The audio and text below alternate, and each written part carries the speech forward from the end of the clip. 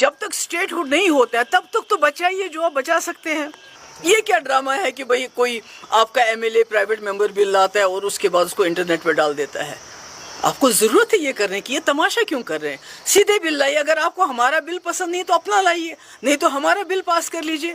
ये सबसे पहले मैं अल्लाह ताला का शुक्र अदा करना चाहती हूँ कि जो इज़राइल और हमास का इस वक्त एक जंगबंदी को लेके एक मुआहिदा हो रहा है, जिसकी वजह से 2 साल के बाद फ़लस्तीनी हमारे भाई, हमारे बच्चियाँ, वहाँ के लोग इत्मीनान का सांस लेंगे। और इसके लिए अल्लाह ताला का जितना हम शुक्रिया अदा करें वो कम है।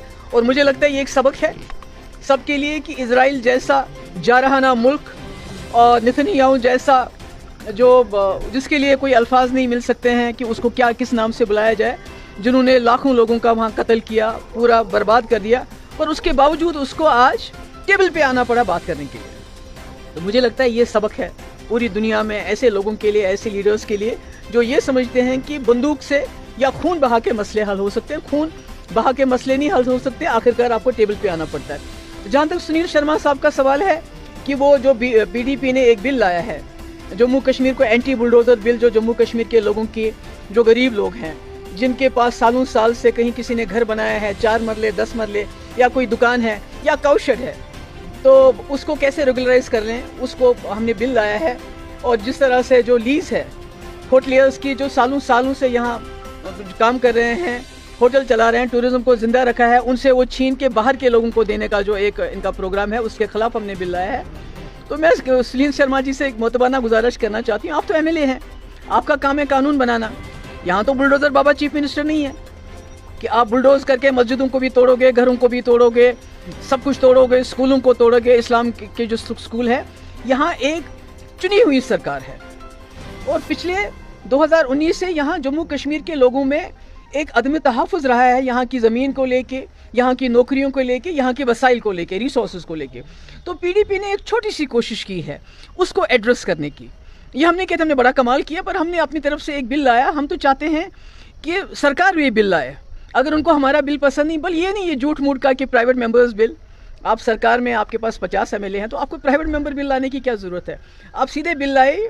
जब तक स्टेटहुड नहीं होता है तब तक तो बचाइए जो आप बचा सकते हैं, तब तक तो लोगों को कोई आराम दे दीजिए। देखिए, हमारे पास जो 2019 के बाद कानून आए हैं, उससे आप किसी को भी ज़मीन दे दीजिए, पर जम्मू कश्मीर लद्दाख के लोगों को बेदखल कर दीजिए। आपने इंडस्ट्री के नाम पे, इंडस्ट्री डेवलपमेंट के नाम पे हज़ारों कनाल ज़मीन बाहर के लोगों को दिया, सिर्फ उसका 50% जम्मू कश्मीर के लोगों को दिया है। कितनी इंडस्ट्री सेट हुई कश्मीर में तो मुझे कुछ नज़र नहीं आता है, कितने लोगों को रोज़गार मिला, जम्मू वाले इसका बेहतर जवाब दे सकते हैं।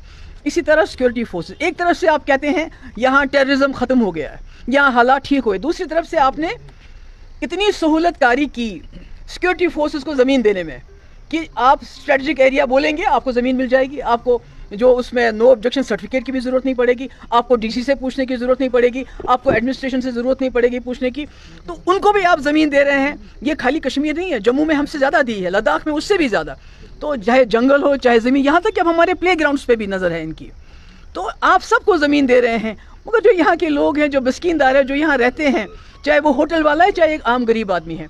कल ही रात की बात है कि आसिफा, वो जो बच्ची हमारी लखती जिगर, जिसके साथ ज़्यादती हुई, जिसका खून हो गया, उसके घर वालों को सांबा में, जहाँ वो एक चिची माता एक जगह है, एक जंगल है, जहाँ वो 100 साल से भी ज़्यादा अपने जो जानवरों को चराते हैं, वहाँ से उनको फोर्सेस ने निकाल दिया, उनका सामान फेंक दिया, उनके भेड़ बकरियाँ उनको वहाँ से बाहर कर दिया।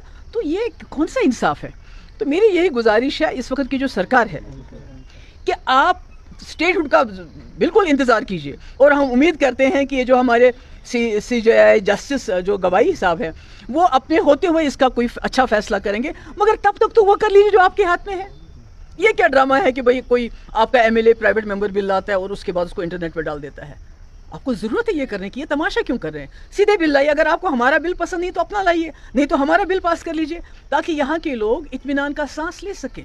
जो बेचारा अगर कहीं गस चराई में है, कोई गवर्नमेंट लैंड में है, वो इत्मीनान का सांस ले सके। अब मुझे बताइए, अडानी, अंबानी या जिंदल वाले, उनके साथ हमारे होटल वाले कौन सा मुकाबला कर सकते हैं? ये तो आज होटलों की बात नहीं है, गुप्का रोड भी लीज पे है। कल को क्या करेंगे उमर साहब? वो क्या करेंगे? कल वो बोलेंगे उनको कि आपका लीज खत्म हो रहा है, तो क्या करेंगे? छोड़ देंगे ऐसे अपना घर बार छोड़ देंगे? नहीं, जैसे उमर साहब का घर बार है, ऐसे ही एक गरीब लोगों का भी घर बार है, ایسے ہی ہوٹل والوں کا انہوں نے زندگی بھر کی پونجی اس میں لگائی ہوئی ہے.